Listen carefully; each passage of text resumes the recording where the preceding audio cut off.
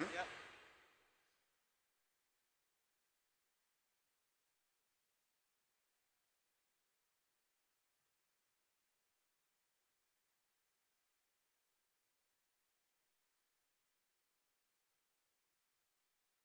Okay, good morning everybody, and welcome to this first press briefing from the European Union. Let me start by introducing our two speakers today. They are Maria Samuelsson, who is the head of the Danish delegation and Denmark's chief negotiator to the UNFCCC. Denmark currently holds the presidency of the Council of the EU, and Jake Worksman, who is the head of the EU delegation. I'll start by handing over to Maria and Jake now to set the scene and give you an update on the first couple of days of negotiations from the EU's perspective, and then we'll be happy to take your questions. So, Maria, if you'd like to kick us off. Thank you.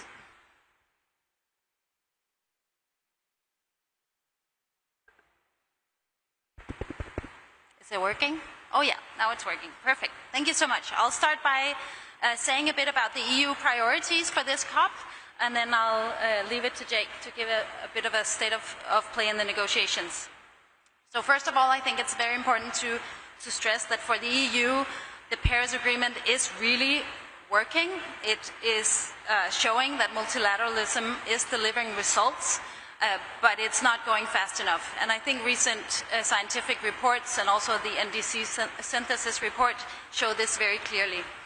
So for the EU, a key priority is ensuring a negotiated response plan for enhancing the collective level of action and ambition and implementation of the NDCs.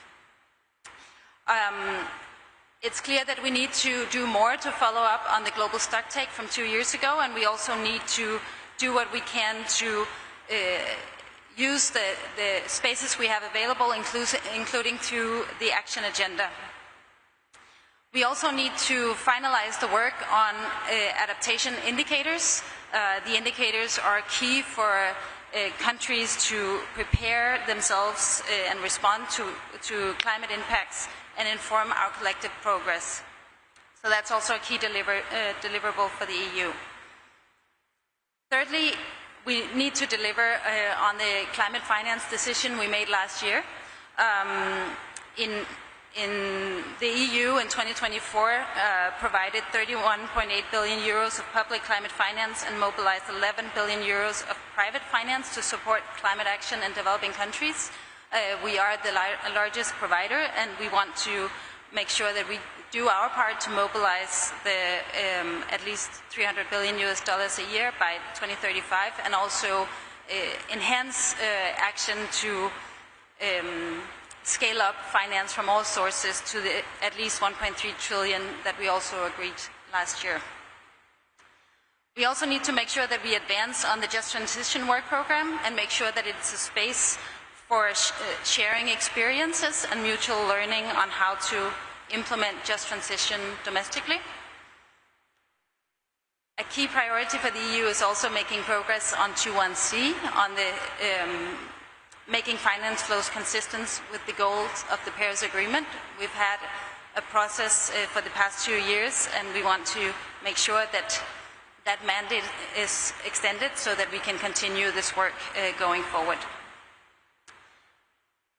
And the last point I want to highlight, of course, there are many priorities, but I also want to highlight the agreement on the new Gender Action Plan, where we think advancing gender equality is not only a question of justice, it's also a key enabler for effective climate action. So that's something that we will be prioritizing in the negotiations as well. I'll hand over to Jake. Thanks, Maria. And let me start by saying what a pleasure it's been working with the Danish presidency and all the experience that you bring to these negotiations. We've had conversations with the press prior to and in preparation for this COP, sort of drawing out aspects of its uniqueness. There's no question this is an incredibly important COP for the Paris Agreement, primarily because it is the COP by which the parties needed to have delivered their nationally determined contributions, their mitigation targets that will give the world the confidence that we are in fact on a pathway to avoiding dangerous climate change. But what was challenging about this COP is that there was no particular agenda item provided by the mandated agendas for this meeting in order to capture that outcome, to recognize the progress that's being made, and to indicate how we would address what many expected would be a significant gap between those NDCs as aggregated and the pathway that we need to be on in order to avoid a 1.5 degrees of global average temperature rise. So that was a challenge at the outset of the COP. What's developed since then, of course, as all of you have known, is that some agenda item proposals came from parties, and in particular, the agenda item proposal from AOSIS, which proposed that we would discuss and take a decision on the NDC synthesis report and to plot a way forward, as well as an agenda item proposal from the EU, which proposed that we discuss another very important synthesis report that was being presented at this meeting, the report on the biennial transparency reports, or the BTRs, which indicate the progress that's being made by parties in the pre-2030 period. In other words, their implementation of their existing NDCs. And together we thought these would make a very important snapshot of an indication of the pathways that we're on now, but also the pathways that are planned for the future. Those two agenda items were presented, as many of you know, by parties in time to be included on the supplementary agenda. And then they became part of a discussion as to how we got an agenda adopted. You'll know that we reached a deal on this, and the Brazilian presidency decided to take what they saw as the foremost politically essential discussions that would have to be taken place at this COP, represented by 4 agenda items, those two, plus 2 proposals from the like-minded developing countries group, one on Article 9.1 of the Paris Agreement, which deals with the climate finance to be provided by developed countries under the Paris Agreement, and another on what we shorthand refer to as the issues around trade and climate. So in order to get the agenda adopted, the Brazilian presidency decided to create a space. At the end, it was landed as a space for presidential consultations to see whether we could address not those agenda items as framed, but issues related to those agenda items in a way that could describe a path forward, that could provide the basis for some kind of consensus to help us to move forward and to generate a multilaterally negotiated, agreed outcome for this COP that wasn't originally anticipated, and that might be able to send the kinds of signals that we believe are necessary to, yes, show that Paris is working, but Paris needs to be accelerated, implementation of Paris needs to be accelerated. We've got to deepen international cooperation to deliver the kinds of outcomes that we know are necessary. So, since Monday, we've been meeting in that format of presidency consultations. They've been open to observers. I don't know how much you've been able to follow them yourselves, but some progress is being made. It's been challenging, obviously, with those 4 items and issues related to them on the table. There are some very strong differences of views amongst parties. I would have to say very clearly that these are not north-south divisions. There are many, for example, developing countries that are very concerned to see that there is a response to the ambition gap. That was tabled by AOSIS, hasn't been supported by many developing countries. And the EU, as a developed country, is prepared to talk about issues related to all 4 of these agenda item proposals. And as a result of that, the fact that it isn't purely a north-south divide, I do think that the conversations that we've been having over the past couple of days are beginning to build some bridges. We are definitely not there yet. We're only 2 days into the COP, but there will be a few more hours spent in that format today. And then, as I understand it, at least the last time I looked at the agenda, there will be an opportunity in plenary for the Brazilian presidency to give its views on what will happen next. So this is a what will happen next question that has 3 elements to it. Right? One is what will happen next on the substance. The next is what will happen next on the process. And the third is, how will any progress that we make be captured in the form of a decision?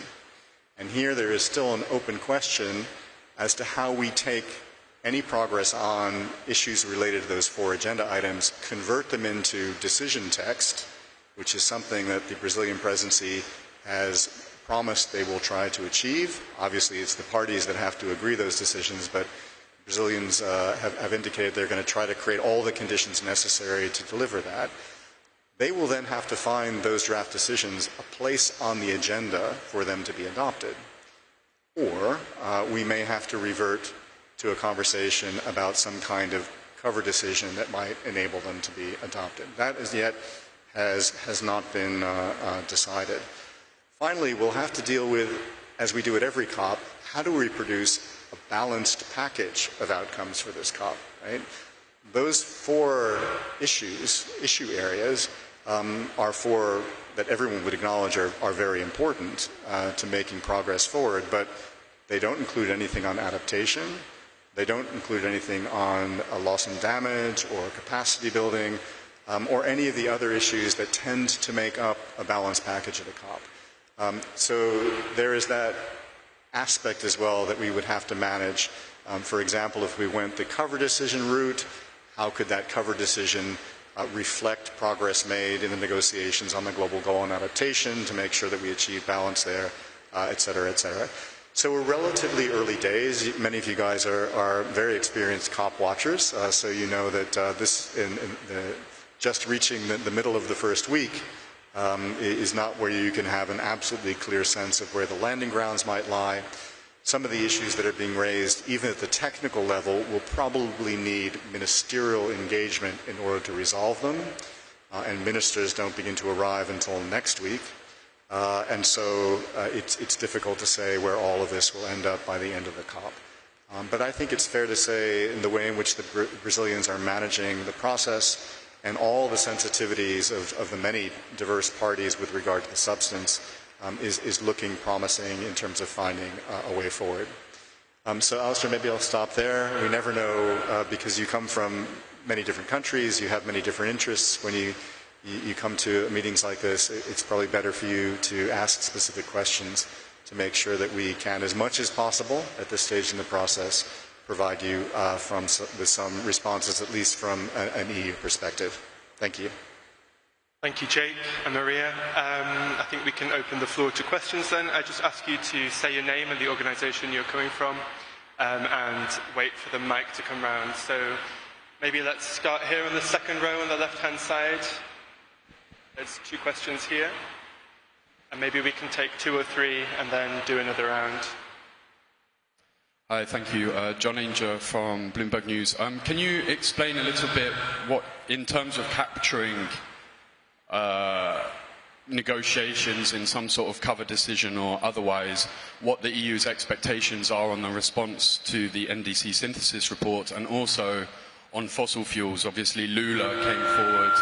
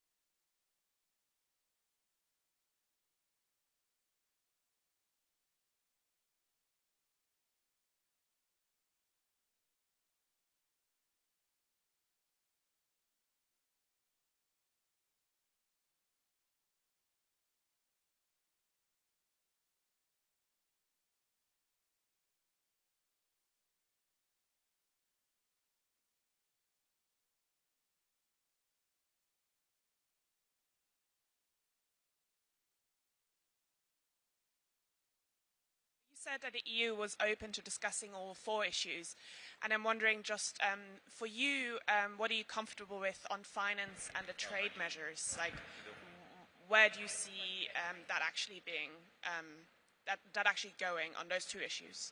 Thank you. It'd be really hard to understand. Yeah. Can we get the mic turned up a little bit because it's very difficult to hear up here? It's actually really hard to hear you guys. I mean, I don't know whether there's any. Are we the first press? Are we the first having a press conference at this meeting? Maybe we are. I don't know.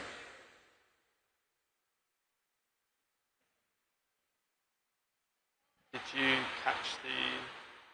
I think I caught the gist of the first 2 questions. Okay. So with regard to the EU's expectations on discussions about the response to the NDC synthesis report and what that represents in terms of how far we are on that pathway to net zero, we have to be very careful, it's clear, as signaled by our partners, that this response can't suggest any change to the Paris Agreement architecture, which we all know operates on a 5-year ambition cycle and depends upon each country, each party, determining nationally what they think is the highest level of ambition that they can deliver through those NDCs. We see no reason to press against those boundaries. I mean, those are clear boundaries. So what can we do instead? Well, we think it's very important that this process send a political signal of acknowledgement that while progress has been made, there is still a significant ambition gap that needs to be addressed. How can we address that? Continued conversations about how we can now work together to accelerate the implementation of the NDCs that we have received and to encourage parties that have not yet submitted their NDCs to do so. We also see that when you look at these NDCs that have been submitted so far, there's actually a significant difference from the first round, which is they have come accompanied by, for many countries and many parties, lists of policies and measures that they intend to put in place in order to implement those NDCs. And for us, that is a very rich opportunity to figure out ways in which we can cooperate more deeply to accelerate implementation. So, for example, many have acknowledged that the transition away from fossil fuels that is set out in the GST, and particularly in paragraph 28, it was important to highlight as one of their objectives in their NDCs. And that contains language about accelerating the growth of renewable energy, of energy efficiency. There are many indications about the importance of grids and storage to that challenge. There's a lot of interest in new technologies like green hydrogen and carbon capture and storage. These now become offers of partnership across different countries where they can work together to see how they can build on those. Our experience in the EU, and we still feel that we have a few years more experience than many other partners in actually implementing targets of the kind that now more and more countries are signing up to, is that the more you engage in implementation, the more it reveals opportunities to become more ambitious with that implementation. And the reports that are coming out, maybe you've seen some of the embargoed ones from the IEA, confirm this. The amount of savings that countries can achieve through making investments in renewables and energy efficiency is really powerful. But you only begin to see that as you begin to implement them. It's fine for the IEA to say it in theory, but you do begin to experience it once it becomes practice. I think there was also a question about what do we do if the United States ends up sending a delegation in the middle of this process, or starts making phone calls. Well, I mean, I have no evidence to suggest that that's happening. I think that the U.S. has made its views on climate change and on this process very clear. As I think I've said in another context, they may be clear, but they're so unfounded by any scientific evidence or economic realities, that I don't think that they're very persuasive on their face. And so we hope that all the information and all the political dynamic that's happening in this process will maintain the momentum regardless of any intervention that the U.S. might make, either in person or on the phone. See, I think the sound broke down more when you were speaking, but I think it had to do more about finance and particular 9.1 and how the EU might be responding. And the trade measure. So yes, I did indicate that the EU has signaled that we're prepared to talk about all of these issues that are related to the agenda item proposals. In both circumstances, when we indicate that we're prepared to talk about them, we indicate that we're prepared to talk about them only in a way that doesn't prejudice the outcomes. So taking 9.1, 9.1 is a very important provision in the Paris Agreement, but it was negotiated alongside the other provisions within the Paris Agreement that relate to finance, 9.2, 9.3, 9.4, 9.5, which in context make it clear that the amount of money provided by developed countries is insufficient to implement the Paris Agreement.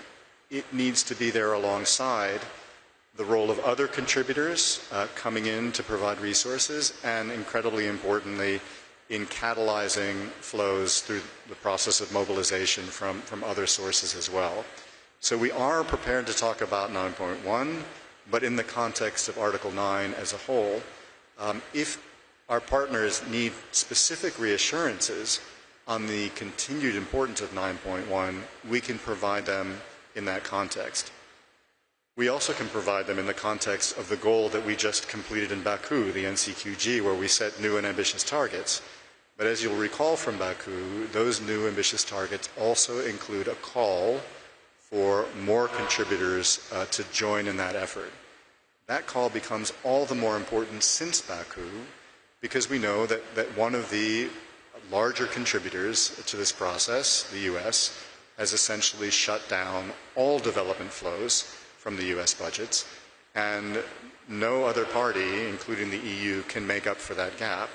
And so that challenge also has to be taken into account in these conversations about how we delivered on 9.1 in the context of the NCQG and Article 9 as a whole.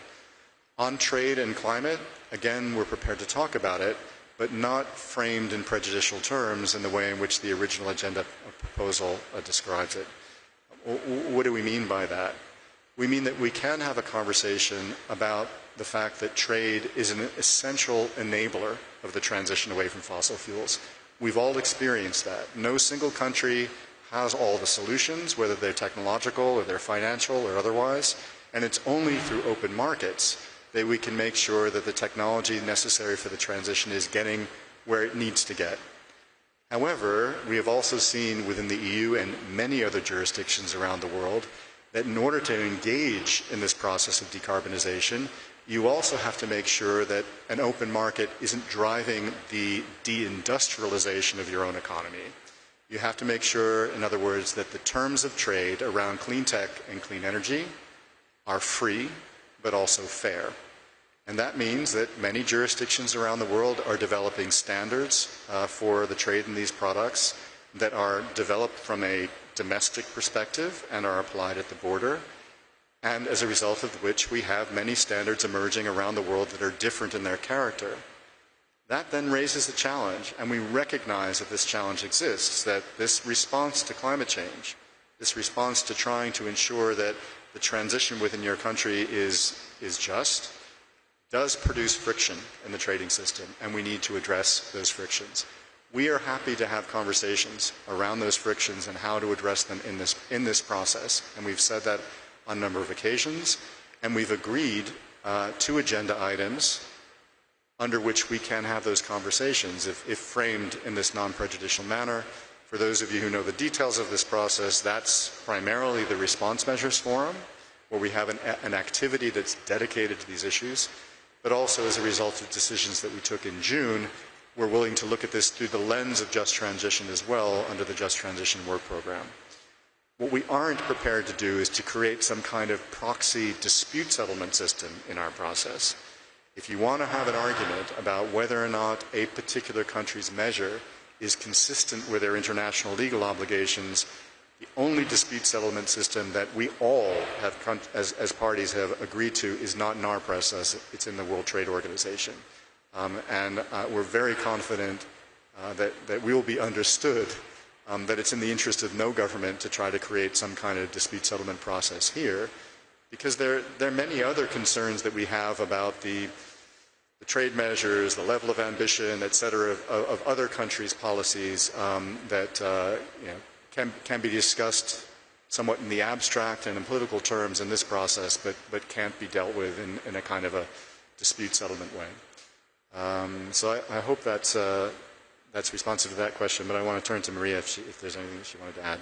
Thank you so much, Jake. Yeah, just maybe to supplement on the response plan, and I think, I mean, besides recognizing the gaps and also pointing to where we can enhance our implementation of the NDCs, I think, and I think Jake also mentioned it in the beginning, this recognition of the progress made. I mean, we are here 10 years after Paris.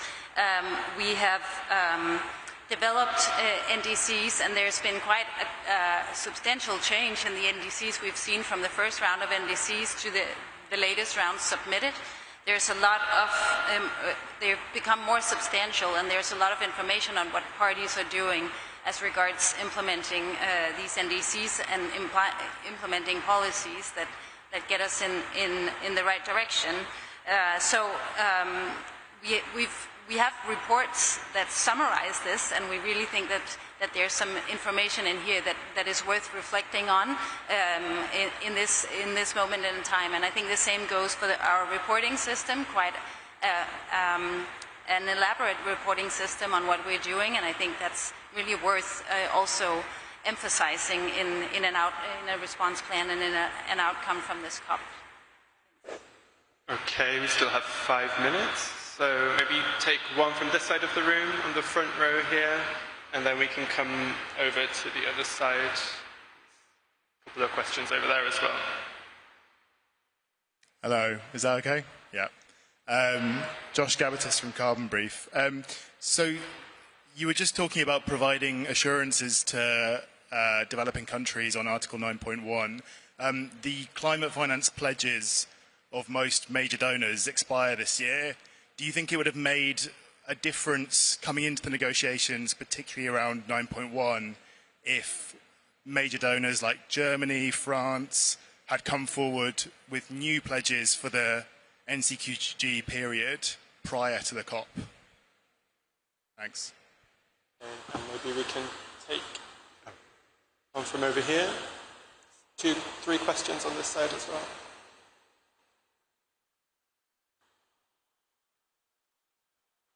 Thanks. Sebastian Rodriguez from Capital News. We were wanting to hear a bit more on the EU position on finance regulation and whether it would be in the EU priorities to discuss any finance well at this COP.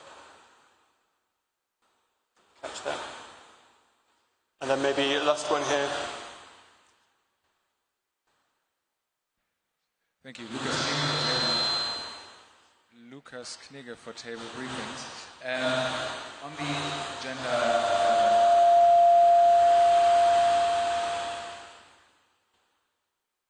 I don't know what I can do to avoid this. The fact that the agenda items, the disputed ones, are now the ones that get the most attention, and actually the ones who submitted them might be rewarded with a cover decision. Do you think that makes a precedent for other COPs, that if you want something to be high on the political agenda, then just throw it in there and force the presidency to come up with a cover decision to deal with those items? Thank you. Okay, I think we don't have time for any more, so Jake, you can take those ones. Yeah, I mean, I can start, and then you can supplement. There were a few questions on finance, and I think on Finance for adaptation, I mean, there is a recognition also in the NCQG and the need to do more to enhance finance for adaptation. That's also an important priority for the EU. And I think there are a lot of initiatives in the NCQG that we need to look at and start implementing. And I think, I mean, the NCQG was just agreed last year, and I think there's a lot of work to do on making progress on that. On the precedent of bundling, I mean, that's of course a question. I think the issue here, and it was an agreement among parties on how to handle it. There were substantial asks on these agenda items, and I think this was how we could agree to take it forward. So I don't think I'm ready to speculate on whether it sets a precedent for future COPs, but I think, I mean, there were substantial asks here that they're met in this way. I didn't completely catch the first question on 9.1, so maybe. That was the one I was hoping that you would address. The question was, as I understand it, that in the past, a number of EU member states have made specific finance pledges to particular funds, like the Adaptation Fund, et cetera, some of which have expired. And the question was, do they could it have helped the politics had they renewed them? I suppose at this COP. I mean, I think that's a question you need to put to the individual member states. I can't, sitting here, know whether it's in every case true, or whether some intend to make additional pledges at this meeting. I know that many member states are under a lot of fiscal pressure at the moment, and so in the near term may not be able to be as generous as they've been in the past. But I also know that the latest finance figures from the EU are actually an increase over the previous year. So there's a lot of momentum that's already built into our system that allows us to continue to provide our fair share, even in circumstances where it may be more challenging for us to do that from a fiscal perspective. So that's only a partial answer, but we know that, as Maria was saying, that there is a call for this COP to send a stronger signal about not just 9.1, but within 9.1, how we are reassuring countries that the adaptation finance will continue to grow, as we committed to doing in the context of the NCQG. And we're preparing for that aspect of the negotiations, and we'll see where they land this week.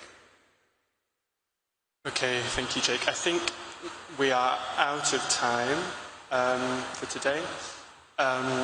Thank you all for coming. A reminder that there will be more EU press conferences coming up in the second week with Commissioner Hoekstra and Minister Aga from Denmark. But for now, that's it. Thank you very much for coming, and look forward to seeing you next week.